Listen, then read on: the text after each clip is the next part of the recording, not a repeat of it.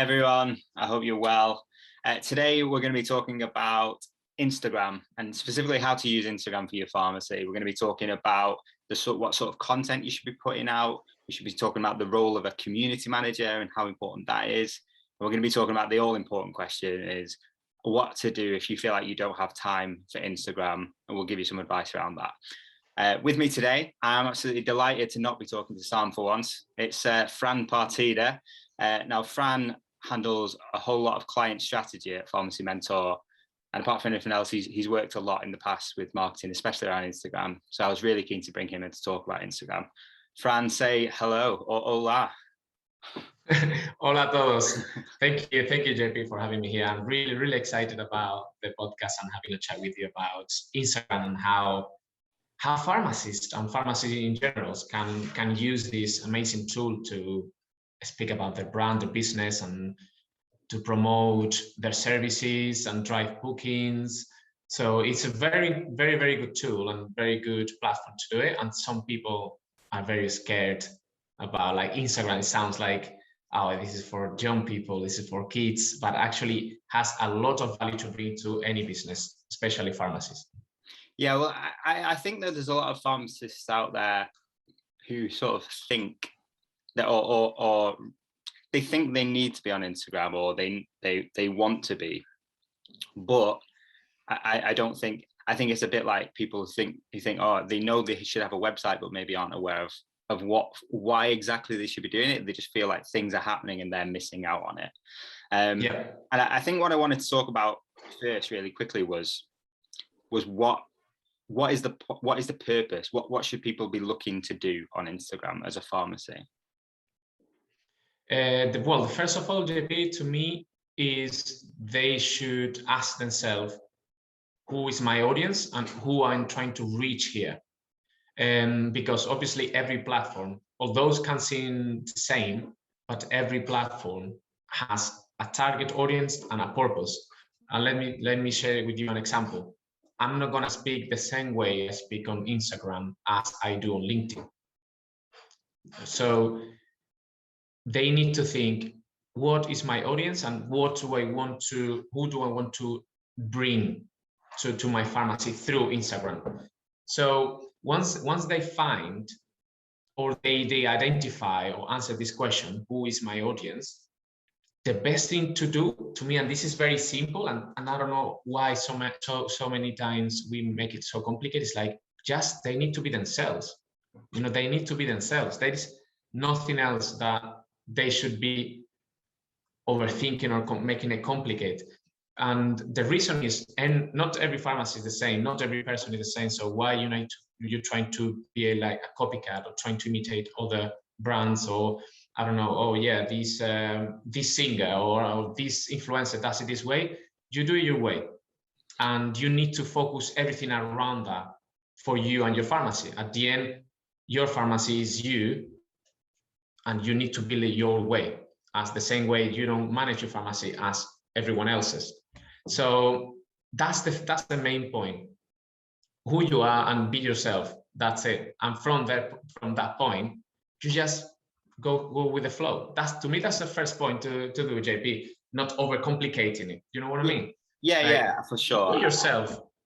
Sorry, I think that I think that that's possibly the misconception and people's fear behind it is they see Instagram, like you said, as a young person's game. You know, they see all of the things that get, you know, hundreds of thousands of likes. It tends to be very let's be honest, it tends to be very almost fake content, but it's very produced. It's very heavily produced.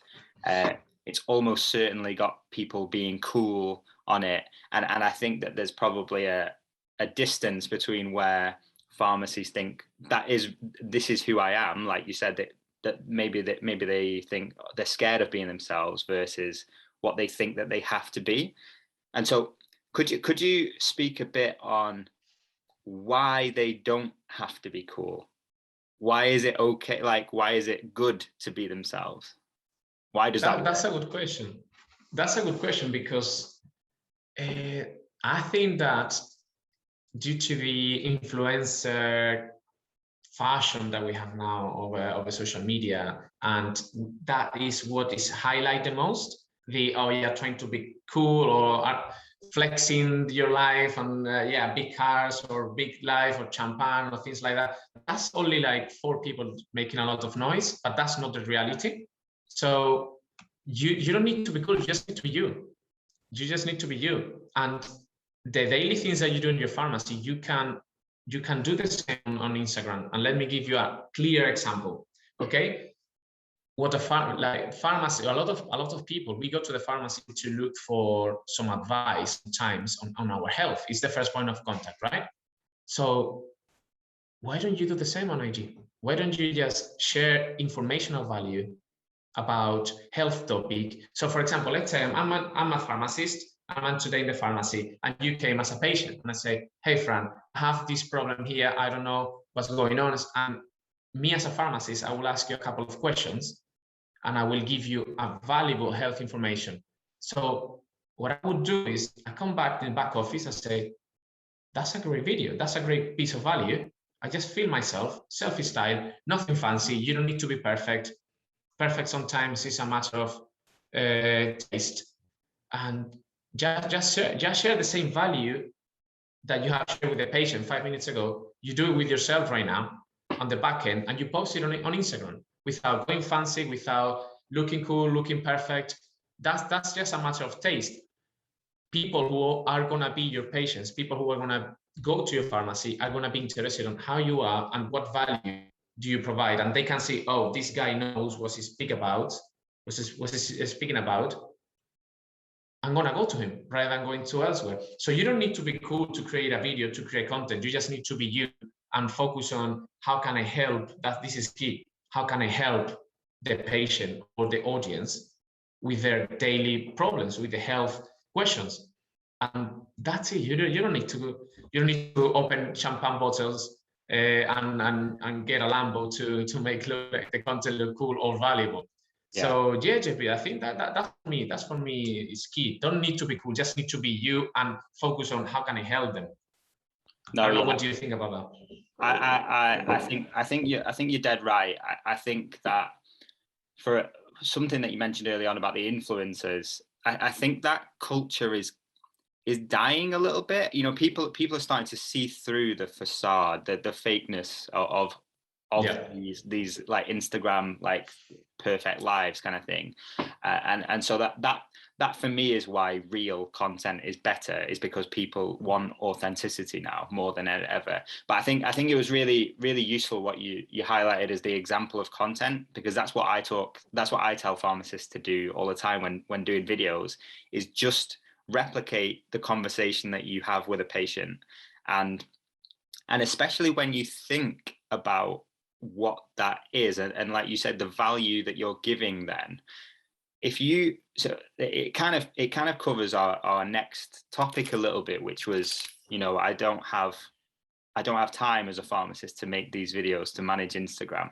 And whilst managing Instagram is a thing that we'll come to next, I think that I don't have time. If you have time to dedicate to one patient, to give them one bit of health advice, think about how many people you are serving by doing a video with that same bit of health advice. Talk about time and your use of time. You're actually serving possibly hundreds and thousands of people with that one 5-minute video, as you dedicated 5 minutes to give someone one-on-one advice. And I think it really does present them as an authority as well. You know, like it builds that trust with the audience. Yes, like you said, they know what they're talking about. We'll move on to time now. And I guess what I want to ask you about is, so let's say I'm a pharmacist, and I buy into it. I want to make the video, but then I recognize, you know, let's say I'm doing really well, and I've got a bunch of people commenting on my videos and asking maybe further questions. Like, I've got to spend some time in my pharmacy. I can't be managing this all the time. I want to talk about like the role of a community manager. You know, like can I as a pharmacist, how can I like delegate that to one of my staff, especially a younger member of staff? Like, is that a good idea? That's a good point, JP. It always depends on how much you want your staff to be involved in this, and how much you are open to externalize that, right? Because the community manager is crucial for different reasons. One is it's very important to keep your community with like paying attention to your community and keep them busy and answer them straight away. I don't like when I see businesses and pharmacies with comments and no replies, like for weeks. That just imagine, like just bring it to your pharmacy. Imagine that you have a patient asking you. They came to the pharmacy, say, hey dear pharmacist, or Mr. whatever, and asking any question, and they don't get an answer. It feels the same way. Like if you have people interested in things from your pharmacy to actually do an action and go to visit you or put something online from your pharmacy, and you don't comment and you don't answer and you don't feed that community, that is very bad. And obviously that person is not going to come back again to pay attention to your thing. It feels like, well, asking that question and was never answered. Why I'm gonna come back again? So you need to keep your audience active, busy with their comments, asking them questions too, not just answering in the post that you create. Ask them questions when they leave a comment. Ask them questions too.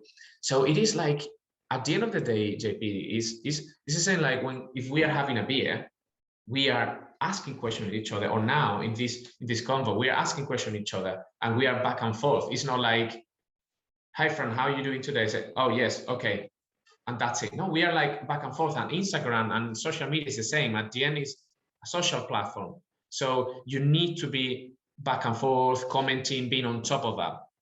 So it is good to have a staff member involved in social media. I think it is very, very good for different reasons. One, you know what exactly is going on in the pharmacy, and the staff knows. There is no one better to deal with the queries and the questions from patients and bringing information than the people who are daily in the pharmacy. And then you have that speed. It's important to be quick. It's important not to leave them more than one day without commenting back their questions and answer them. I really, really want to dive into this more, but I'm conscious I'm conscious of time.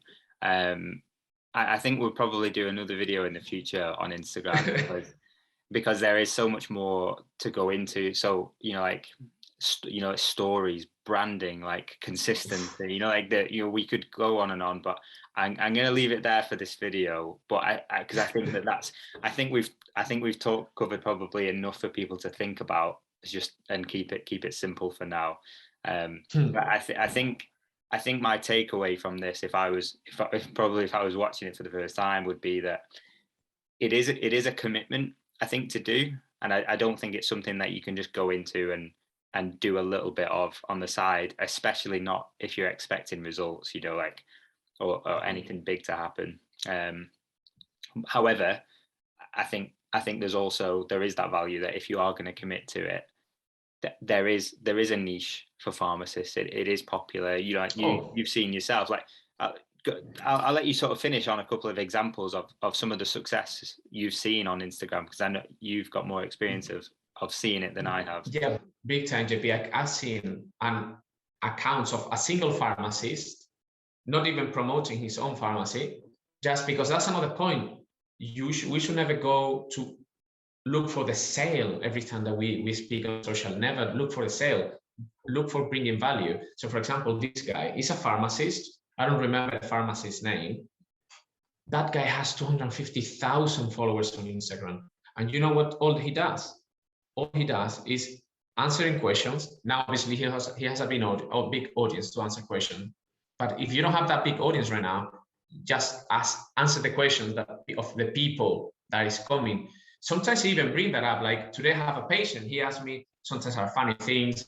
He asked me about this and I answered that, or silly questions that people bring without knowing anything about health or pharmacy. And he deal with that. And it's honestly, JP, is really quick. It's just grab the phone, selfie video, and start like speaking about it. 250,000. How many people that pharmacy reach every single month? Like if only reach one person, like one time each follower, 250 people a month. But it's not going to be one time per follower. It's going to be way more. Yeah. And what happened with that is obviously that pharmacy has an online presence. They have a website. They are driving bookings, and they're selling online products, beauty products, and moisturizers and things like that. And just only being active on Instagram, like more than 250,000 followers, is crazy. And this is a pharmacist. This is not a football player. This is a pharmacist speaking about health, speaking about solutions for like common problems that we all have. So imagine how much a pharmacist can do, and how much value can bring, and how much results can take from Instagram if they are doing like small videos of what happened every single day in the pharmacy, and they share it on Instagram. It's so simple, JP. It's so simple. Do you know what happened? You need to be consistent and patient. That's key. Consistent and patient. Yeah, no, I love that. Right. Thanks very much, Fran, for joining us. I hope you found that useful, and we'll see you on the next video. Don't forget to like and subscribe if you haven't already, to get this content when it's fresh baked just out of the oven. Right. See you later, guys. Fran, thank you again. Thank you, JB. Thank you, man.